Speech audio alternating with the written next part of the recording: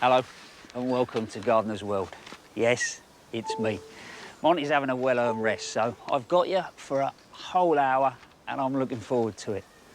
What a season it's been so far. I mean, the weather has been here, there and everywhere, but the garden is really doing well. I think it's the first year I'm becoming satisfied with certain parts of it, and the dry garden is one of those. And look what's going on at the moment, the poppies at the front there. They're one of the things we inherited when we first moved into the garden. So I just let them seed, do their thing, and then just edit them where I don't want them. But then you look at the stars at the moment, for me, it's the eryngiums. They just look like they're marching their way through the border, absolutely covered in bees and hoverflies. I found a little poppy, a little orange one, which is very different to the others. And I had some down the bottom end of the garden, and for some reason one seeded up here. But it's the first year where I've got round to collecting the seeds, so all I'm doing is ultimately picking a dry day, and where these seed heads are just starting to brown, they're sort of dry, and you can more or less sort of just about hear them like salt in a pot, and the seeds in there. And I'm just collecting them use a brown paper bag, or I'm using an envelope, and then what I'll do is I'll sow those in compost, and hopefully then I can place exactly where I want them around the garden. On today's programme, Francis meets renowned ecologist Dave Goulson, who's dedicated his life to the conservation of insects and inviting as many as possible into his own garden. We know that actually globally insects are in decline. 75% drop in flying insect numbers over the last 26 years. Toby Buckland is at home in Devon with some gardening first aid.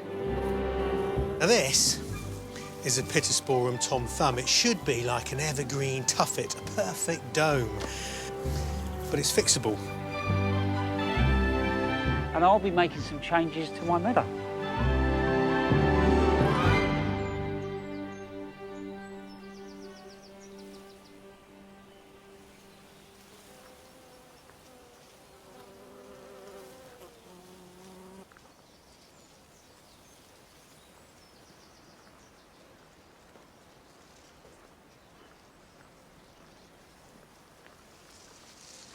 So, we're going to do a little experiment. I think in reality, for me, that's what gardening is. Just one huge experiment. Sometimes it goes well, sometimes it doesn't. But we take you back to sort of February time. This part of the garden was in underwater. Some of it up to a foot. The thing that never ceases to amaze me is the way that nature reacts. There's things here, like the cardoon, that I thought would have just rotted away and never be seen again. Absolutely thriving. Other things have been hit and miss. If you look at that sedum in the front there, some of it did really well, but further back along the border, just disappeared. But what's done really well in this space is all the things that would naturally self-seed. The borrages, the poppies, the verbenas. So I'm going to add a selection of self-seeding plants, which I hope will replicate the success of the others. Plants like Alchemilla mollis, a perennial foxglove, and a short-lived geranium.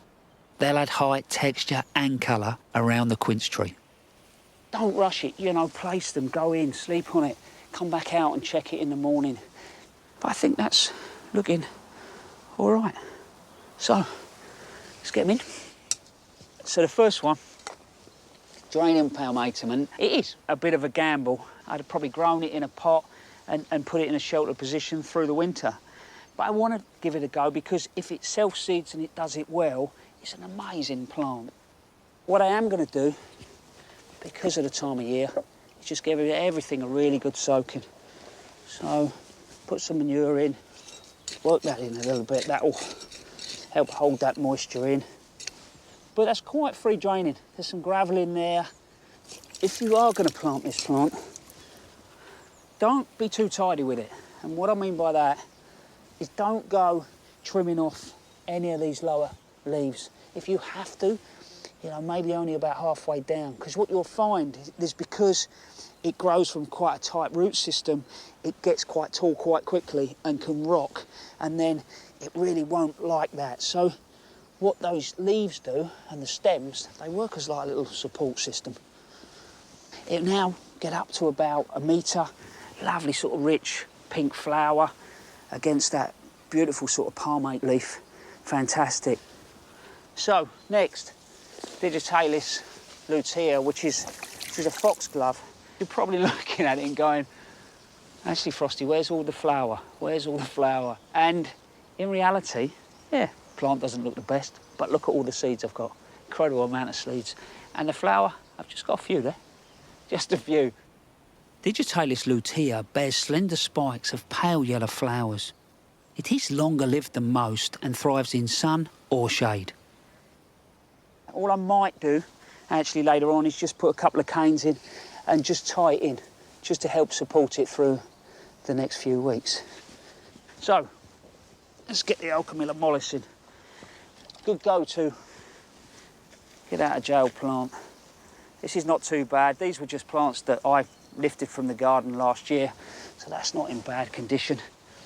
And even if they get a bit rough and ready around the edges, you could cut that hard back to the ground, and in reality, it would come back, no problem at all. So all I'll do now is probably put a little bit of mulch around each one of the plants individually, just to help get them through the summer months. I'm not going to put it everywhere else, because when they seed, I want seeds to make good contact with the soil, and I don't want to impede that in any way. I think, for me, you know, this experiment is a little bit bigger than just putting in a few plants and seeing what will survive. It's how we garden going forward. How do we deal with those huge changes in weather? But also, how do we create our gardens with wildlife in mind and live in balance? And Francis was lucky enough to go and meet a man that I think is an inspiration.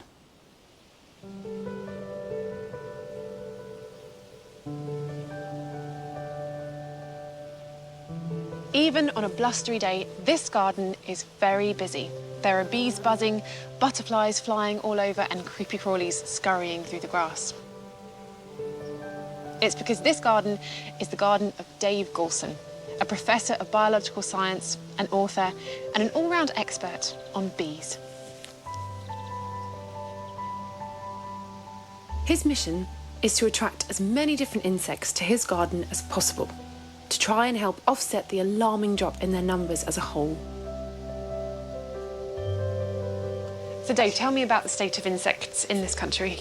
They're not doing so well, sadly. We know that actually globally insects are in decline. There's a really alarming study from Germany that came out a couple of years ago which showed a 75% drop in flying insect numbers over the last 26 years. We should be worried, you know, particularly bees being in decline, because they're vitally important as pollinators of our crops and our flowers and so on. But, you know, it doesn't have to carry on. We can stop it, we can turn it around. And it actually, because insects, they can breed really quickly, they will come back. Not many have gone extinct yet. And if we just provide them with some food and somewhere to live, they'll recover in no time. Us gardeners really are the key to that recovery. There's more than 22 million gardens in the UK, and insects can thrive in even the tiniest of outdoor spaces. I have a perhaps slightly fanciful dream of them all being bee-friendly, wildlife-friendly. Gardens can be fantastic places for insects. There's potential to have literally thousands of species of insect living in your back garden.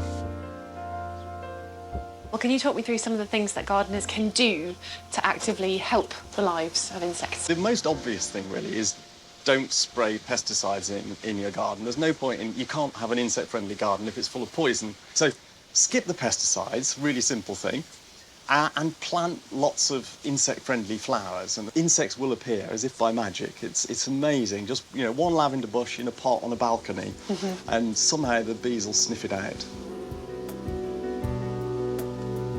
Dave's approach is to use a lot of normal herbaceous garden plants, along with natives or British wildflowers and their close relations. So talk me through what plants are here and what they're doing for the insects. So we've got basically a mix intended to attract and feed as many different insects as possible. The non-natives include things like the giant hyssop there, which is fantastic for bees, and catmint and lavender, which are all, I mean, of course, classic kind of bee plants, and they're beautiful, and, you know, I couldn't live with the garden without them, to be honest. But I've also got lots of natives, and I think there are lots of things to be said for growing native flowers. So marjoram is a great one for attracting a range of insects. There's honeybees, I can see a green bottle, there's various hoverflies on there, and if it weren't quite so windy, there'd be butterflies on there. But he's also filled a pot with bird's foot trefoil, a plant normally found in meadows, because it's a favourite for breeding insects as well as hungry ones. It attracts lots of bees, it flowers for ages and ages, and also, because it's native, it's the food plant of the caterpillars of the common blue butterfly and the burnet moth, both of them gorgeous insects to attract into the garden. So, you know, why would you plant pelargoniums in a pot when you could have beautiful bird's foot trefoil? I have to say, I've never seen it in a pot, and it does look amazing. Do like pelargoniums as well, though.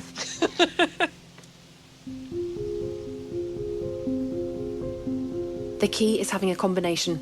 Plants that work for insects, plants that work for us, and lots that we're both keen on. And once the insect numbers rise, it brings even more joy, as Dave proves in his veg patch. Let's go and have a look at the vegetables. This is all looking very lush and healthy. Yeah, it's looking good this year. I'm pleased. I try and grow enough food to feed the whole family. Admittedly, the kids are fussy and refuse to eat half the things that I grow, but... Of course. Amongst the very lovely vegetables, Dave has left some veg flowers to grow from last year's crop for all sorts of insects. So this giant beast it's a parsnip. Most people think of a parsnip as the rooty bit, but I just left 2 in the ground last year, didn't harvest them. And of course they flower in their second year, they're biennials. And that means I can collect the seed. In a few weeks' time they'll be ready to harvest. So it saves me buying parsnip seed every year. Yeah. But aside from giving you seeds, there's a dual advantage of the parsnip because it's really prone to blackfly. Yeah, you can see there they are. see. But also, if you look closely, up there is a little cluster of ladybird eggs. The flowers attract hoverflies, Yeah. some of which have larvae that eat aphids. So between the ladybirds and the hoverflies and the soldier beetles and the earwigs and all sorts of other predators that are attracted in by the aphids and then will help to keep their population under control so they never become too common and they never spread onto my runner beans over there, which you can see are completely free all of your pests. veg- And I haven't sprayed any chemicals at all. I'm just relying on these insects to come to my aid. There's leek flowers and comfrey here too, to attract more insect predators that will pollinate his veg while they're at it. It's all about balance, about giving nature a chance to do its own thing and not trying to control everything all the time. Sometimes nature knows better than we do, perhaps. I think she does. Having water in the garden supports a huge number of aquatic insects.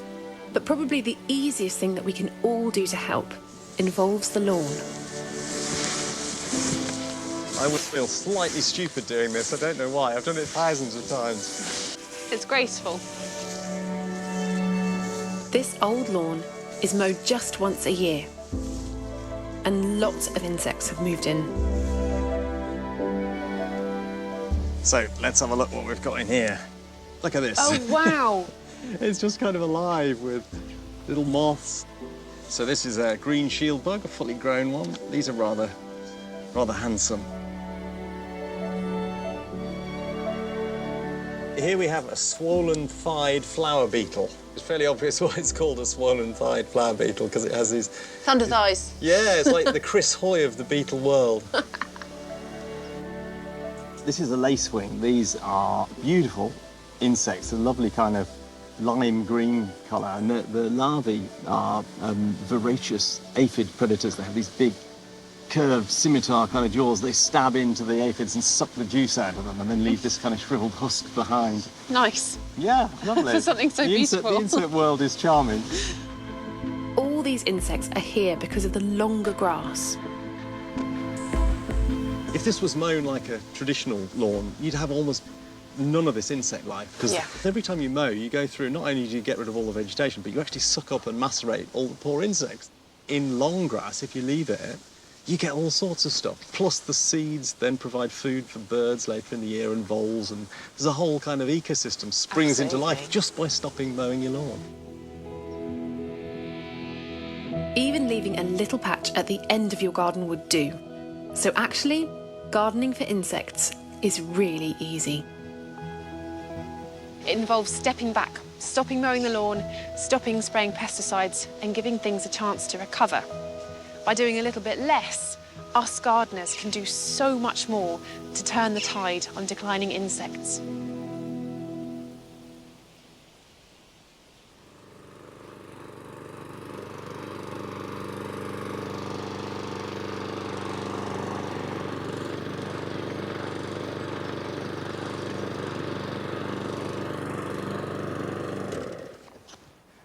Just trying to get that done. The weather just about changing. I can listen to Dave talk about gardens and wildlife all day long, but I know most of us are not just going to walk away from our lawns and let them go to meadows. But what about this as a compromise? Over the last couple of years, I've been playing with how much we do and don't cut the lawn. And we've got to a stage now where I'm only cutting once every 4 weeks. And you can see the lower wildflower is starting to establish itself. We've got things like buttercups, the clover. There's self-healing here. And this is what Dave was growing in a pot. So if I pick one of these, yeah. So this is bird's foot trefoil, which Dave was talking about. But also, what I love about wildflower is the different names it gets. Bacon and eggs, that's quite obvious. But also the other one, Granny's toenails. What do you think of that, Ash? Granny's toenails. I'm not sure my old gran would have been too over-impressed with that. Oh, you like that? Yeah? We haven't all got big lawns. I do understand that as well. But even if you leave the close, you know, the smallest space, it's amazing the wildlife that will come in and use it. Even on a damp day like today, we've got things like the hoverflies and the bees are out here doing their work. Anyway, me and my parrot better get on. Come on, you.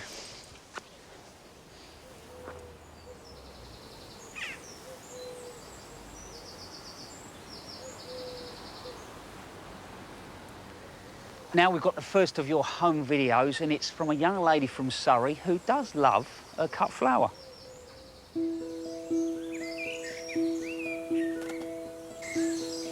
Hello, my name's Poppy, and today I'm going to be talking about sweet peas. My favourite sweet pea is called Piggy Sue. I love it because it's a mixture of a whitey pink and then it's got dark pink on the edges here. To keep your sweet peas healthy, you need to pinch off the twirly bits, and I call them pesky twiners. They take all the energy for them, not the actual flowers. So you just need to get your 2 thumbs and pinch it off. You're supposed to pinch these bits off every time you see one.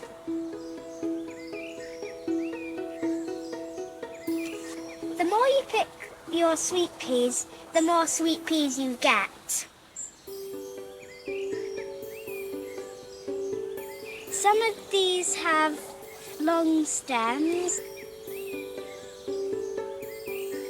If they have a short stem, a bit like that, you need to pick the actual strong stem, and then you can put them in vases.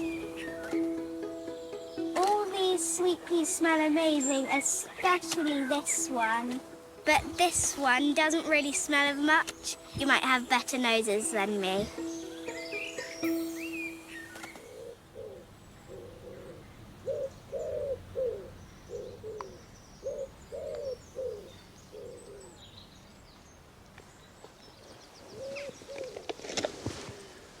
Poppy, I thought that was really beautiful. But you've just made me realise I grow my sweet peas for my 2 daughters and my wife, but none of them come out and help me with those annoying little tendrils. They don't. So maybe you could come and help me one day. This is the wildflower meadow that I created, a couple of years ago now, and you know what, I'm absolutely loving it. I can feel I come in here with a cup of tea and my heart rate just sort of seems to drop and everything becomes calmer.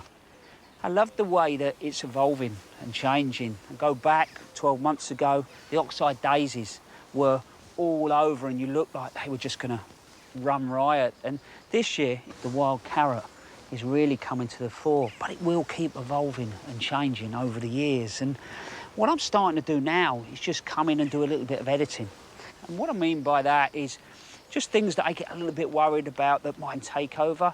I'm just keeping them at bay, really. And here I've got the spear thistle, which I tend to leave those at the moment because the flowers are being well used, but also there's some creeping thistle down here. And what I've been doing is just coming out, cutting the top off that thistle.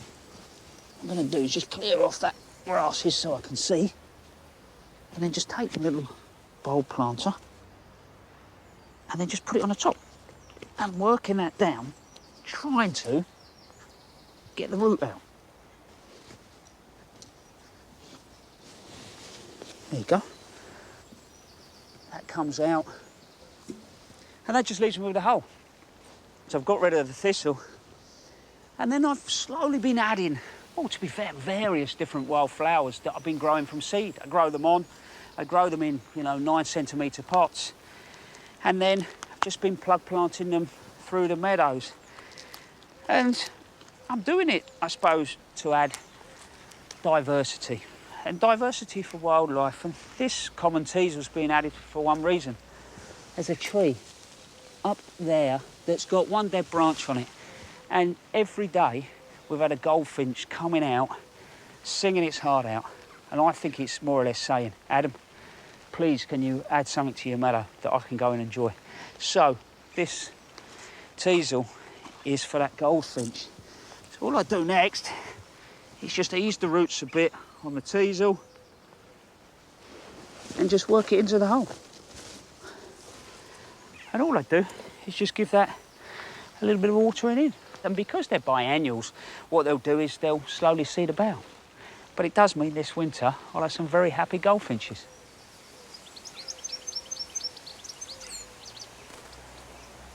Now we've got another chance to catch up with one of Carol's garden visits. This time she's gone off to Darley Park in Derby, which has got one of the largest hydrangea collections in the country.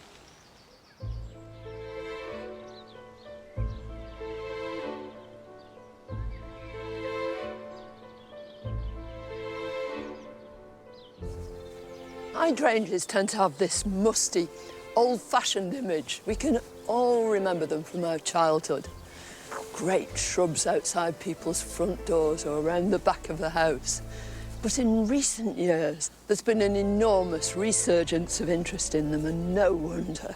They're such beautiful shrubs, and it's not like we've got all we're going to get, because constantly there are new hybrids being introduced, new excitements to look forward to.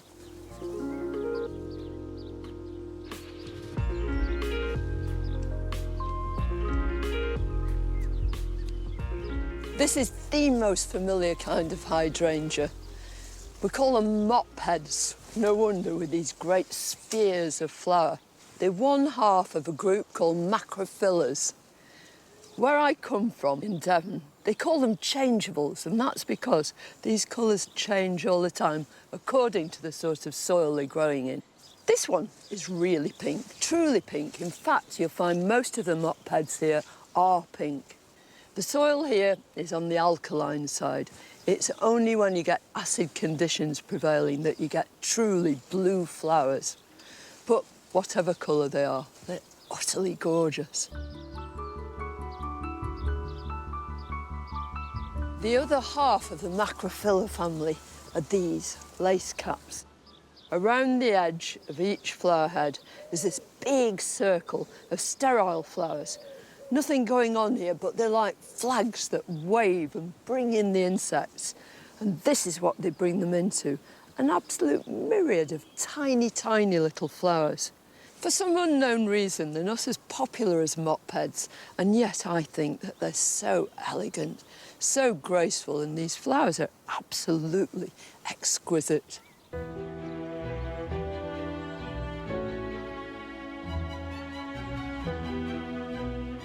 Well, this is Hydrangea arborescens Annabelle. Isn't she magnificent? This is a North American species. What it does is make new shoots under the ground, and eventually this could cover this entire area. It actually needs restricting. That means that when you come to prune it, you can prune it really hard. You can do it in late autumn or early spring, and it'll burst into growth. Now, most of them are white and have these huge heads, but there are occasional ones which are pink.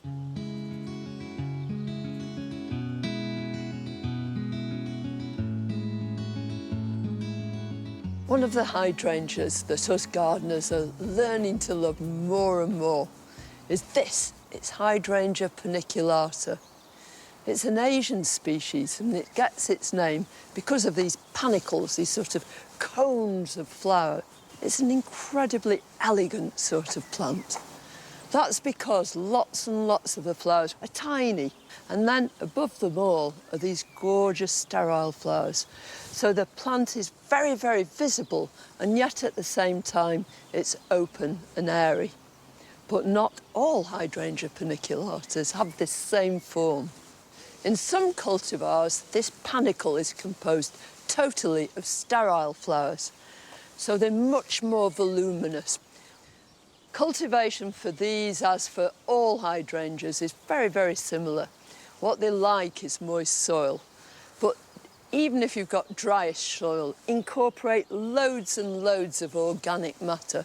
Water frequently, especially when just planting. And as far as pruning is concerned with these, again, they flower on new wood, so you can prune them really, really hard. And that way, they'll produce loads and loads of strong stems with enormous panicles of flower.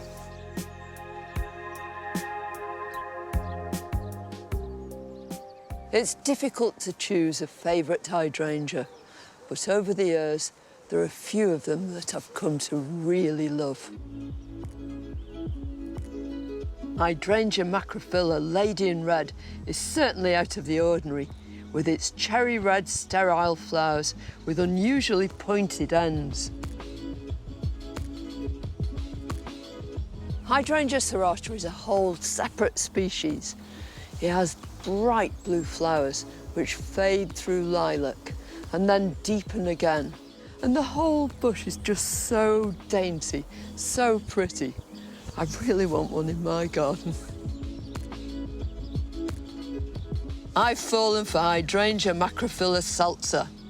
Not only are its deep pink flowers edged in crimson, but its foliage is dark and dramatic too. Hydrangeas have to be the best value shrubs in the garden. They work so hard and give of their best for such a long period of time, from the summer way into the late autumn. There's absolutely no excuse for anybody not to have a hydrangea in their garden.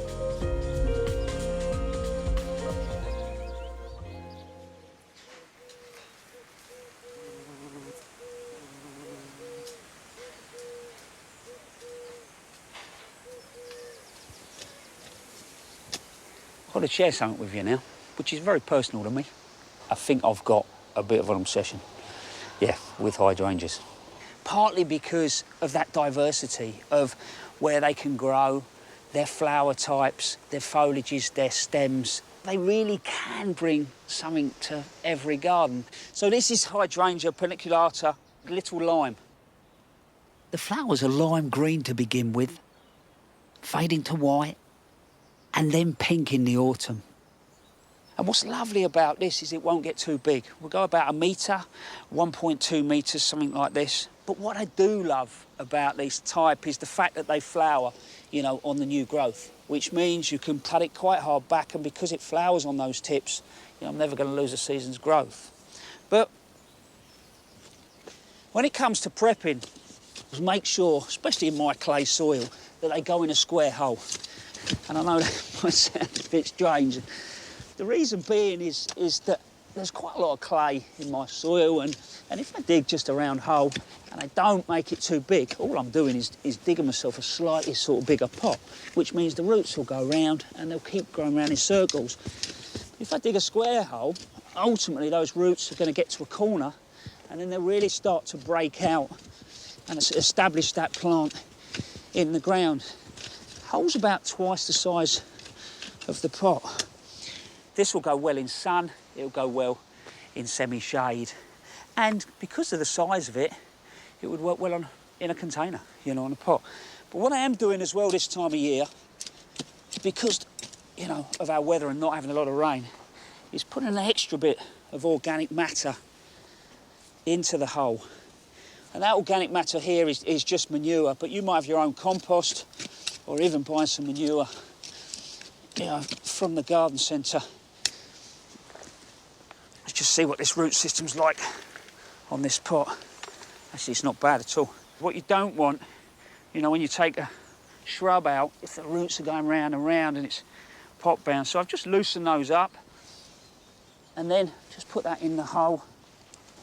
Make sure that it's just slightly proud of finish level. Start to work the soil back in. And all I've got to do now is give that a good drop of water. So I'm just going to get that right down in the roots. I would take the rose off this watering can and just soak it that way, but I can't actually get the rose off the watering can. So once that's had a really good drenching, but I'm going to do one last thing, add a little bit more mulch. This is just something that I do this time of year, really. It's really going to help hold that moisture in around that plant. And so there you go. All I've got to do now, really, keep that nice and moist over the summer, and it will keep flowering, flowering and flowering. Still to come on today's programme, there's another chance to learn about Charles Downing's no-dig approach to growing when we visit his garden in Somerset. And I'll be planting some leeks that hopefully will be fantastic for Christmas. But first we catch up with Toby at his home in Devon, where he's sharing some old-school tricks that us gardeners pick up over the years. Well, summer's here, the garden's buzzing. I just love the energy at this time, and there's still more to come. And this year, I have to say, we spent so much time in the garden with the family. It's been wonderful, for the most part.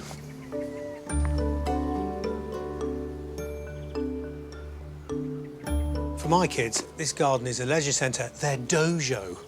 They play all sorts of ball games here and cause all sorts of damage. Now this is a Pittosporum Tom Thumb. It should be like an evergreen tuffet, a perfect dome. But you can see what's happened here.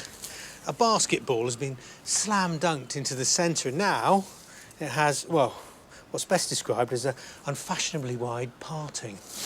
But it's fixable with a bit of string and a knot that my old dad taught me. It's called a trucker's hitch. You get the string, you fold it in half, and then you just tie a simple knot in it to give you a loop. Now the loop is the genius of this, because when you're using soft twine, if you run that through the branches just halfway up from the compost, underneath any that are splayed and broken,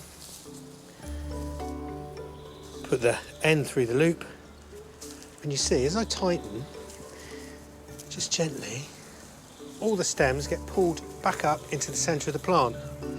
And like broken bones, after a while, they'll set in their new position and the plant will look as good as new until the basketball comes out again.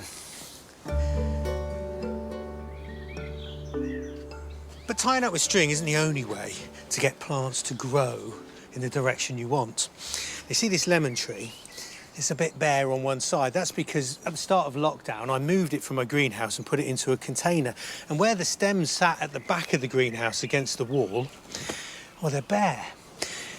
But there is life, and I can tell that because they are dormant buds. Now, the reason why they're dormant is all to do with the top of the plant. You see, as plants grow, the buds on the very top dominate the ones below. It's a botanical term called apical dominance. They send down hormones that keeps the lower buds asleep, because this is where it wants to grow, up into the sunshine. But you can wake up those buds and stop these hormones coming down with this clever little trick called notching. And all you do is get a sharp knife and then run 2 cuts just above the bud you want to grow. You take out that little valley there, so you can see the green. Now what that does is it blocks the hormones coming down to the bud, suppressing it, while still allowing all the goodness to come up from the roots. So with a fair wind, this bud will break and I'll get a branch exactly where I want it. It doesn't just work on fruit trees. My Acer is coming back to life after a very tough time under another shrub, thanks to this notching technique.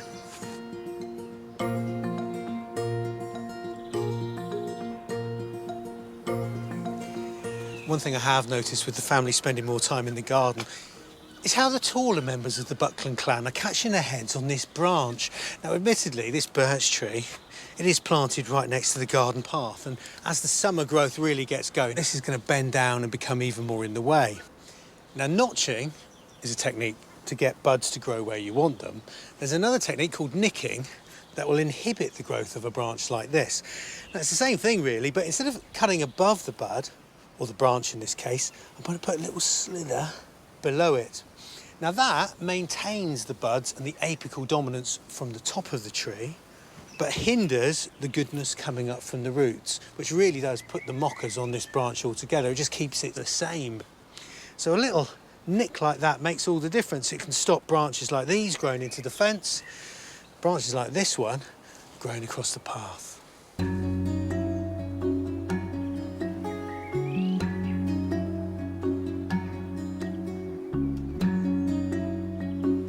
One family-proof plant I'm very fond of is the hardy cranesbill. They're tough, so survive the cut and thrust of the borders, but can get hidden by taller neighbours. So I'm going to shift a couple, as I have an important job for them in another part of the garden. Now this, right by the edge of the lawn, might seem an unlikely place to put a cranesbill geranium, but I'll show you why it's so good in a minute. Now, before I get them in the ground, this seems counterintuitive, but if I was to leave these leaves and flowers on this plant, sure as anything, it would just wilt and die off from the top. So I'm going to give it a kickstart with a good prune, because cutting down the tops encourages the roots to spread. You get new growth, the plant gets a grip on Mother Earth so much better if you do that. Now, at this time of year, when moving any plant, absolute key is a good soaking in.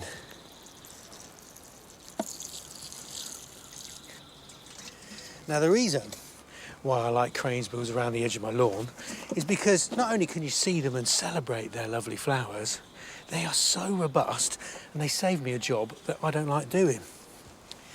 See, I'm quite tall, and edging shears, I don't know, they make me stoop over, and it's the one gardening job that gives me a bad back. And by growing my cranesbills around the edge of the grass, they sort of burgeon and flop over the lawn, and I don't need to keep the edge nice and trim. Of course, if the grass does come up, this is the robustness of cranesbills for you. I can just go over the lot with a mower and they'll bounce back with lots of flowers, but no grass amongst them. And if the kids are out here playing football, well, so what? The cranesbills are tough enough to survive. One flower you wouldn't put on your team where ball games are concerned are gladioli. But I love the way their delicate spikes of colour last right through till the autumn. And it's not too late to plant the corms.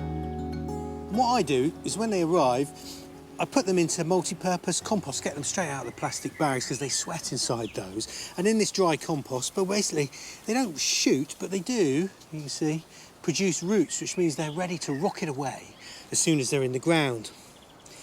There's all sorts of different techniques for planting them, but I ignore the packets and what it says on them and stick them in nice and deep, good 6 inches down.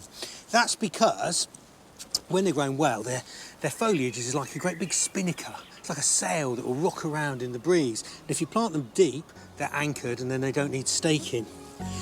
Put them in 2s, 3s and 5s, somewhere where it's easy to water. They like a bit of moisture when they're growing. And 90 days after they've gone into the ground, the first flowers will be showing. So this will be lighting up my garden right at the back end of the year, like a last hurrah of summer.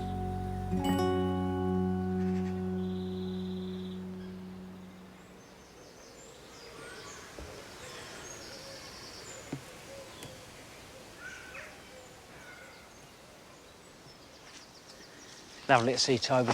I haven't seen the old boy for ages. I would have caught up with him, you know, at the shows. But I also love those little tips that we pick up as gardeners, you know, as we move forward. And interesting to know where Toby learned them from. And this is a prime example of something that I learned as a youngster.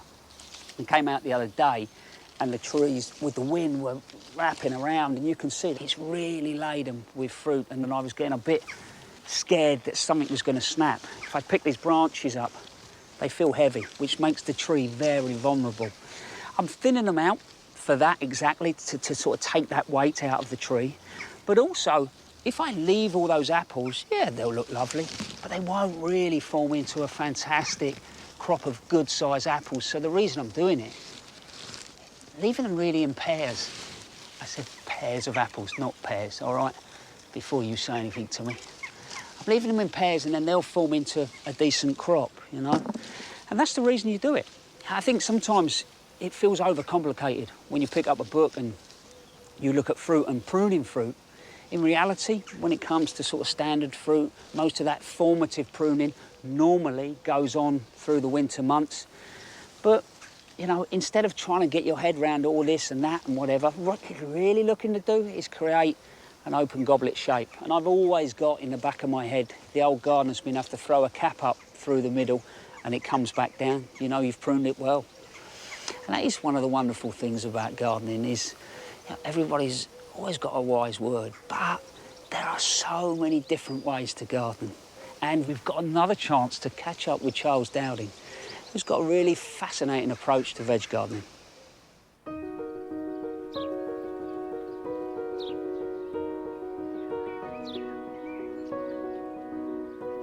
What has always interested me the most is the link between soil health, plant health, and people health. And so that's why I started being organic. And then that health idea also developed into No Dig. No Dig is about not disturbing the soil. And this allows soil life, of which there is plenty in there all the time, to proliferate.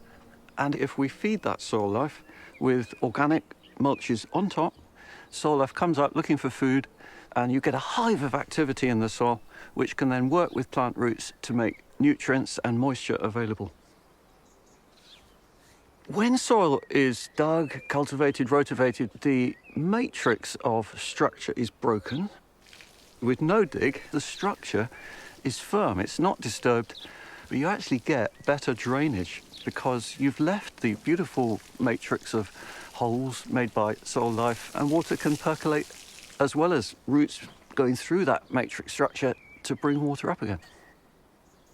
Digging sometimes to me feels a bit like ripping off the clothes, you know, it's a bit aggressive. And I think then soil thinks, I'm not sure I like this. And it wants to recover. Recover means getting over what's happened, but also literally in soil's case, recover with weeds. It gives you incredible benefits going on through the season. And I find I'm doing less weeding. And it's one of the reasons I can run a quarter-acre market garden and be very productive.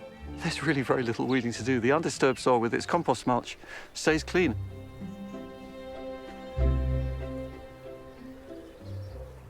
I never set out to change anything much, really, but actually what I didn't like was the way a lot of chemicals were being used to grow food. And so I was looking at how to grow more healthy food, healthy for the environment and healthy for people. During the 80s, with every year that passed, organic became a little bit more acceptable. More and more people got interested. And I remember one day, summer 1988, I was in my garden and this guy hopped over the fence. It turned out he was a Gardener's World producer. And that ended with Jeff Hamilton coming. And we got on really well. Charles, the crops are looking really good. What fertiliser are you using on them? I'm not using any, Jeff. It's good soil and we're putting on quite heavy dressings of manure and compost, and that's enough. No chemicals at all? No. Well, that is really quite remarkable. What he was concentrating on was organic, because even in 1988, organic was still very new. And talking with Jeff, you know, I realised it could become quite mainstream. The compost, and this is your mushroom compost again, that just spreads over the top, does it? Just sprinkled on top. How's that? I'm not a dab hand at this job, but... No, that's fine. That's the idea anyway. After that, he really promoted it, and he was catalyst, I think, for making organic gardening very acceptable.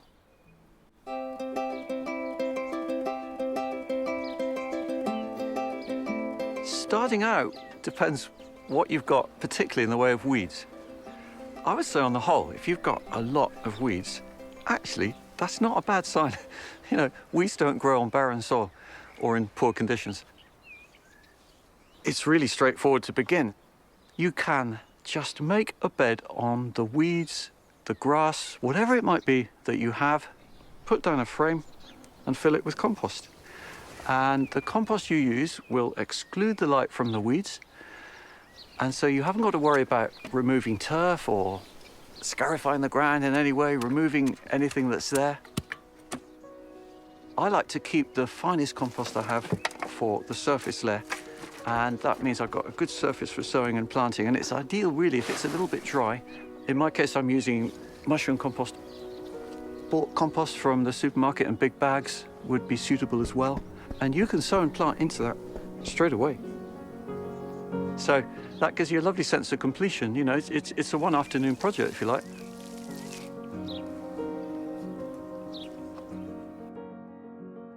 I think a lot of gardeners have got a great curiosity and are a bit frustrated by being given always a set of rules. So I'm always saying, you know, try different things. And no-dig is different in so many ways, and it opens up so many possibilities. So there's a bit of game-changing going on, and I'm really happy to be part of it.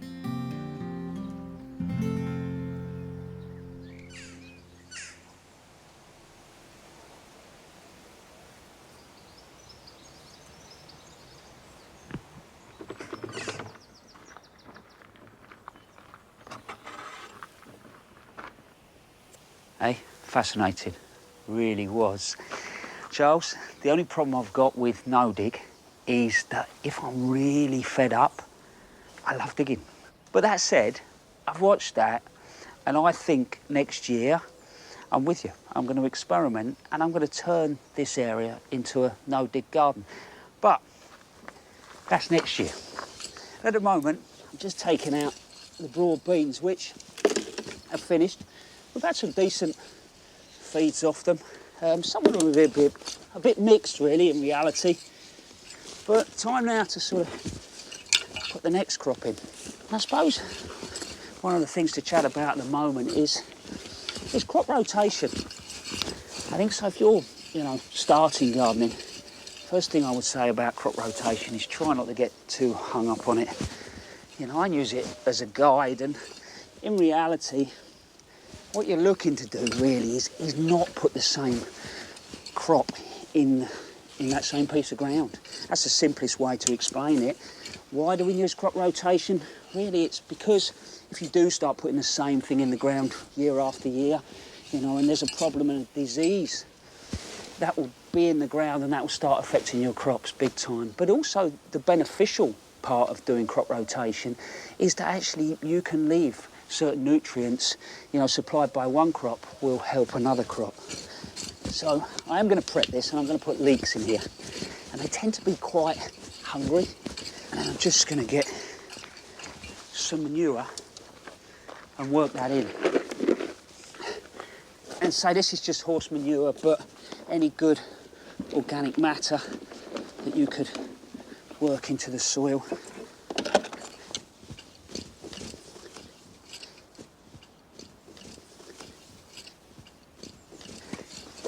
So while I finish off this soil, we're off to see another one of your home videos, which I am really loving.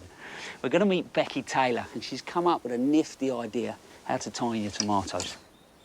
Jeff Hamilton, who would have been incredibly proud of her. Hello, and welcome to our greenhouse. Now, I'm sure like everybody, you've got to the point where your tomatoes are growing a bit tall and you're wanting to tie them onto the stakes. I'm going to show you a cheap way of doing that.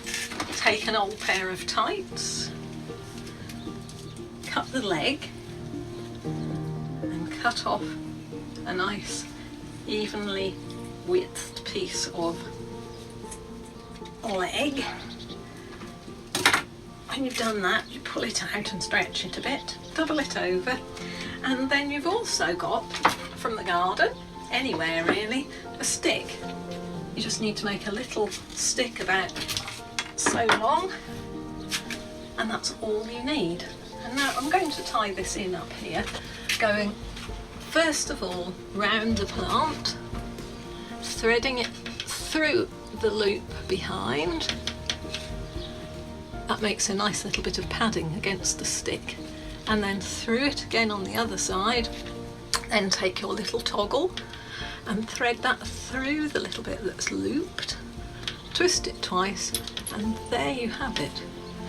Now the nice thing about this is if at some stage you decide, well actually, do you know what, that doesn't need to be there anymore and I could do with tying up my sweet peas, you can just take it off, take it to your sweet peas and tie up your sweet peas. And that's it.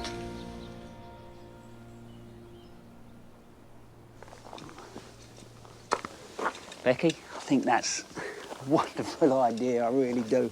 Mind you, I'm not sure I'm going to risk going in Mrs. Frost's drawers to take out her tights and stockings. I think that could get me in an awful lot of bother. Anyway, leeks. There's different ways of growing leeks, so what I want to try and do is demo just a couple of different ways. And so first of all, I'm just going to dig a shallow trench. And when I say a shallow trench, it's probably about 50 mil deep. The variety I've gone for is called Neptune. They're a good, reliable leek, you know, resistant apparently to rust, which is one of the problems that leeks can suffer from. But what I've got here is some leeks that, actually I sowed them quite late, if I'm honest with you. So what you're really looking for is you're looking for a leek that's probably about pencil thickness. These are quite slim pencils, but they'll be all right. So I'm just going to trim the roots, yeah? And the reason I'm doing that is it makes it easier to drop in the hole, but also at the same time, once this gets going, that'll really stimulate that to put on new root and fix it down into the ground. But I'm also going to tidy up the tops. I'm going to do that, same reason really. What that'll do is it will stimulate more growth. The next thing really is just to drop it simply in the hole. It will fall really nicely, and that's all you do. You see that, Ash? You just drop it in the hole. It's really easy. Hey? Gardening with cats. It's feeling a little bit more like Blue Peter at the moment than Gardener's Well, but there we go. I'm using a dibber to create holes about 15 centimetres deep and 15 centimetres apart. You could also use the end of a broom. I also grew some leeks in root trainers. If you didn't get round to sowing any yourself in spring, you might still be able to buy some as young plants in plugs. With these, you just need to pop them in and backfill. Take care not to get any soil in the top of the leek. Nobody likes a gritty leek. All right, so that's those planted in. And then we've got one more job to do. So, this is the bit I think, as a gardener, made you feel slightly uncomfortable. Where I drop those leeks into the holes, I'm not going to fill them back in. All I'm going to do is water into each hole. And that will settle that soil in around those roots. And then over the coming weeks, the soil will just fall back into the hole. You come to the other leeks, and I'm just going to water them as normal. And then what I'll do, as these start to grow, is I'll actually earth up. So where I've dug those trenches, as the leek starts to mature, I'll keep just pulling that soil back in, and what that will do is it will just keep blanching, you know, the stem of the leek. So, you know, you get your lovely long white stems on your leeks by actually covering up the leek and not letting the light in. You know, you really have that beautiful white stem that you can enjoy for your Christmas dinner.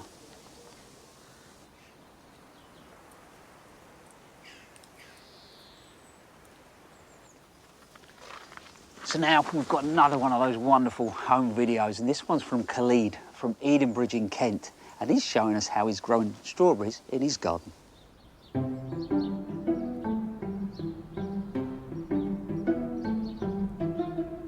Hello guys, I want to share my strawberry world with you today. Everything you see here is all recycled. The bricks, the decking boards, the pots, somebody was chucking them away. I've got 65 plants. The varieties I've got here today is Cupid, as you can see. I don't encourage any runners because I've got enough stock to last me for the next at least 2 years before I can change my stock again. I water my plants every other day, and once a week I feed them with comfrey tea.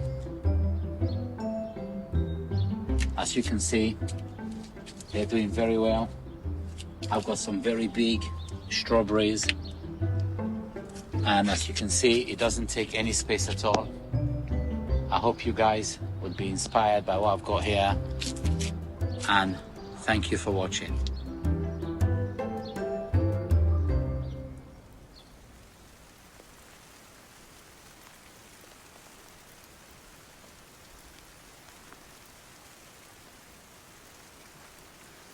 Clede, I think you are growing enough strawberries for the whole street, my friend.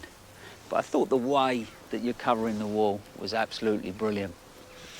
I'm just picking a few strawberries, even though it is starting to rain. These are called Florence, and they're a late variety, but they taste beautiful. This is a job that I love because when you're picking, it's one for the pot and then one for you, isn't it?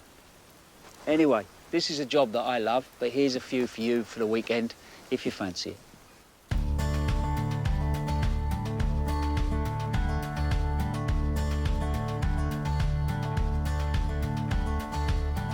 Roses can put on a lot of growth over the summer. And if you're training one against a wall or a fence, it's worth tying in at regular intervals. But rather than tie them in any old how, it's best to fan the stems out as horizontally as you can to encourage more flowers.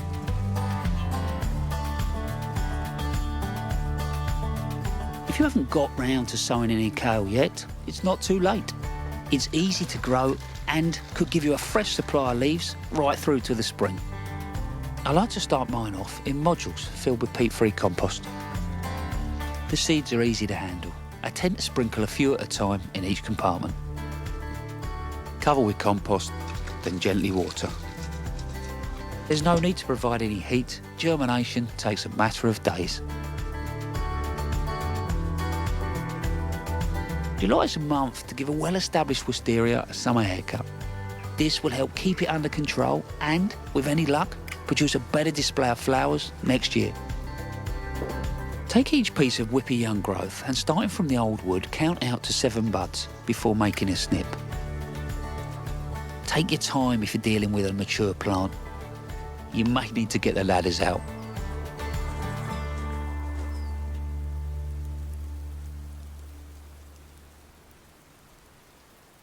So, we've had sun, we've had wind, and now we've got rain. But there's something glorious about that summer rain. I love the way that it sits on leaves, drips off grasses, it just sort of lightly covers flowers. And obviously, I love getting mucky. I've had a few letters about the knees and my jeans. Don't worry, it comes out. Anyway, I've had a lovely time, so thank you for spending some time with me. Hope you've enjoyed yourselves. Monty will be back next week at Longmeadow at 8 o'clock. In the meantime, look after yourselves. See you soon.